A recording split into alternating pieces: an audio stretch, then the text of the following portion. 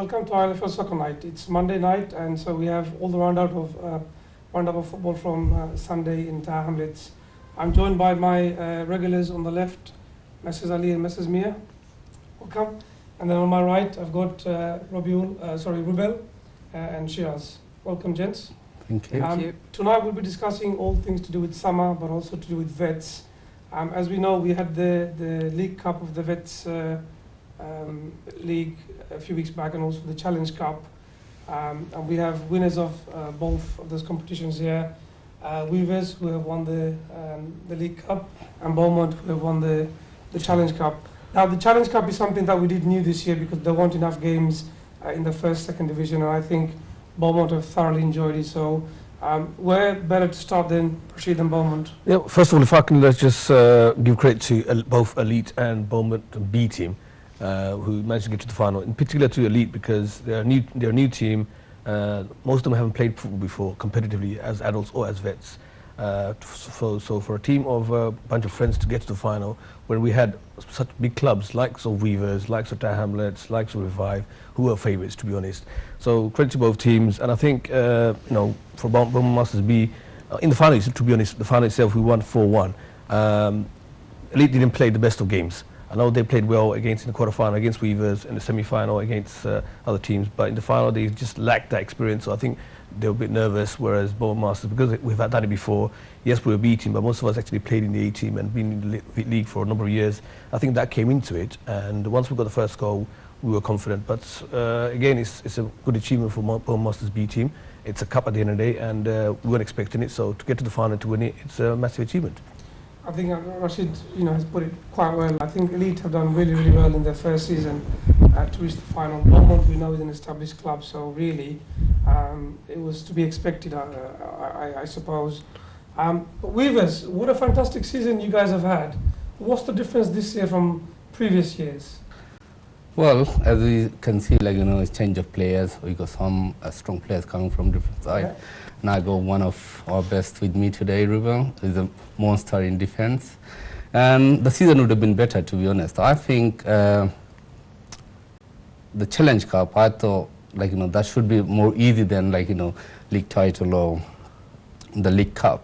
But I think the easiest one gone and just go the League Cup and the league title. Yeah, you found the League Cup easier than the Challenge Cup. It was, yeah. This is the beauty of a cup competition, isn't it? Yeah. Where the lesser teams have a chance to have a go at the bigger teams. So, Rubel, you're a centre back?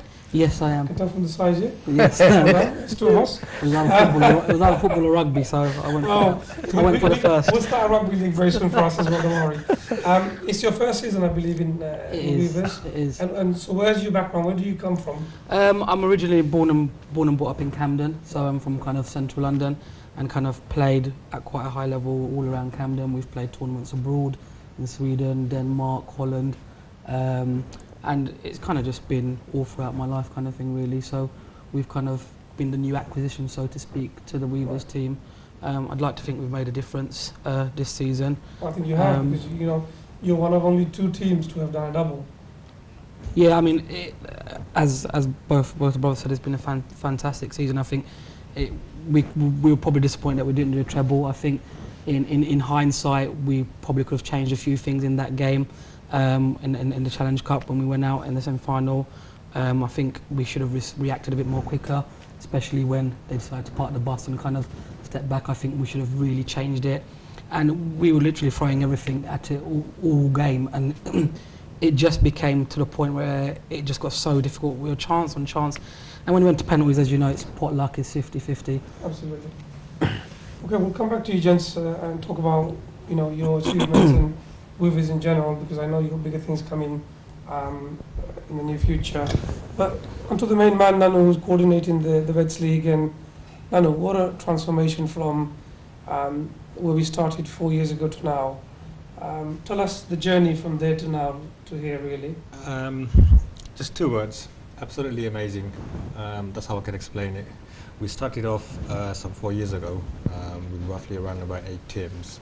It was more or less like a pilot project to see, what the interest is. And to our surprise, there was a lot of interest. And we used to play in the old Mile End, injury-prone sort of pitch. Slowly we realized that that pitch wasn't suitable for the over 35s, so we moved locations to Mabley Green. From that point onwards, the league just grew and grew and grew. Every year we were seeing new teams come in. Okay, every season you lose 1 or 2 teams, but 3 or 4 new teams come in at the same time. So we've seen year on year growth of around about 15, 20, 30% every year. And now, last season we've had around about 19, 20 teams. That's a huge difference from 8 teams, and 3.5, 4 years down the line we're on to 19 teams. We've got the League Cup, we've got the Challenge Cup, we've got 3 different divisions. It's a massive transformation. And the word has gone out there. There's a lot of people interested in the Veterans League. And there's a lot of people that I know that are personally just inquiring that, to bring in the new teams. A lot of people who are 35, 33 just can't wait to get their feet on the field. It's a lot of people I know that just 35 and they just 1 month to go, and they're like looking for teams to go, go in, and they just want to play. It's just the style of play, the quality of play, the way they play, the atmosphere that it creates. It's just absolutely amazing. Everybody wants to be in that league. That's all I can say. Great. I think, we got carried away then and started talking about all things football, but I suppose where we should have started off was giving the score lines to the viewers. I think Beaumont, you cruised it 4-1. 4-1 at the end, yeah. And I think Bromley and Sire, to be honest, it was a proper cup final, 1-1, and then you went to penalties. Yeah. But from what I saw, I think, you guys were really all over the opposition side, and they didn't probably have their strongest team. And from what I saw, I think you scored both goals. Isn't that correct? No, I scored. It was a penalty shootout, so I scored in the penalty shootout. The goal that they scored was also a mistake by your goalkeeper or defender. Was it theirs? Now you're the mix-up basically. It's from the it's one of defenders, theirs. yeah, from the defenders. I think you have to understand, they are a league above. Whether they put a weak team out or not, They're an established team. They're an established team. Testament to them, they are a league above. So there is an expectation, irrelevant if they've got not all their players. The level of football they're at it's bound to be different to us. We're a league different. We're the Brighton, and they're like the Man City or the Arsenal. We're Division 1. But to have stepped up like we did, I think, that in terms of second half, we had about 70% possession, I'd say at least, and we were just kind of flooding. We just couldn't find the back of the net really, and again this time penalties favoured us as opposed to the Challenge Cup. Well, I must Cup. say, I watched half the game and I enjoyed that final, quite thoroughly, because the 2 finals previously were, one was a bit boring, 0-0 going to penalties, and the other one was just one-sided, and the same 2 teams went to the final, didn't they, right? Yes, I remember. So I must say, for what it is, the cup final, it was thoroughly enjoyable, and I think credit goes to both teams, and I think we need to give Sarah massive credit because they are an established team. I think that was the 3rd cup final in the 4 years that they've been in the Vets League, and obviously they've come runners-up a few times as well, but also a great achievement for you guys as well.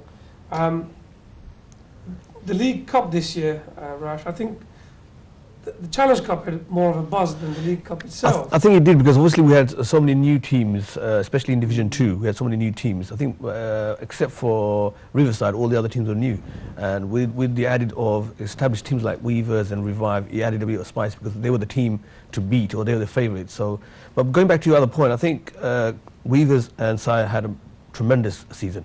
Sire, there was no expectation to come 3rd in the league and to cup final. Weavers, we can't expect it.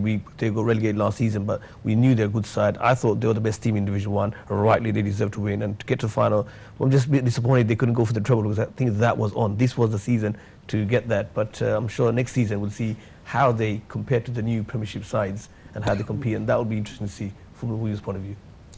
Well, welcome to the Premiership. I think that's well deserved. Thank you. We're going to go to a break very, very soon, but I think when we come back, we'll talk more about how we should prepare to tackle for the Prem, and what your plans are for the future, because I hear you've got a B team being introduced as well, so it'll be good to see that. We'll take a short break, stay with us, and we'll come back shortly for the second segment of ILFL Soccer Night.